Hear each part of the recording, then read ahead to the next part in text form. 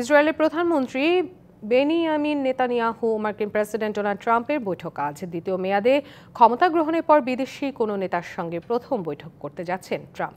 গাজায় যুদ্ধবিরতি ইস্যু সহ বিভিন্ন ইস্যু প্রাধান্য পাচ্ছে এই বৈঠকে। ডোনাল্ড ট্রাম্পের সঙ্গে বৈঠক করতে ইতোমধ্যেই ওয়াশিংটনে বেনিয়ামিন নেতানিয়াহু। আর এ সফরকে ঐতিহাসিক হিসেবে উল্লেখ করে ওয়াশিংটন তেল আবিব সম্পর্ক আরও জোরদার হবে বলে আশা ট্রাম্প প্রশাসনের।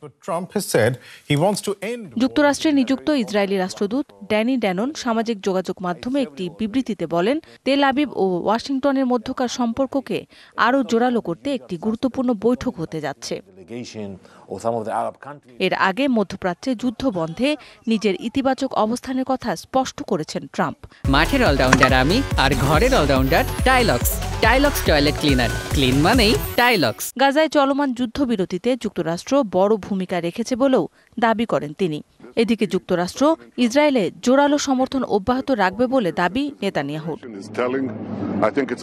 দুই নেতার বৈঠকে গাজায় যুদ্ধবিরতি চুক্তি, হামাস, ইরান প্রসঙ্গ প্রাধান্য পাচ্ছে। আন্তর্জাতিক সংবাদ মাধ্যমগুলো জানিয়েছে, বৈঠকে সৌদি আরবের সঙ্গে সম্পর্ক স্বাভাবিক করা সহ মধ্যপ্রাচ্য পরিস্থিতি নিয়েও আলোচনা হবে। দ্বিতীয় মেয়াদে যুক্তরাষ্ট্রের প্রেসিডেন্টের দায়িত্ব নেয়ার পর প্রথম কোনো বিদেশি নেতা হিসেবে ট্রাম্পের সঙ্গে সাক্ষাতের জন্য ওয়াশিংটনে নেতানিয়াহু।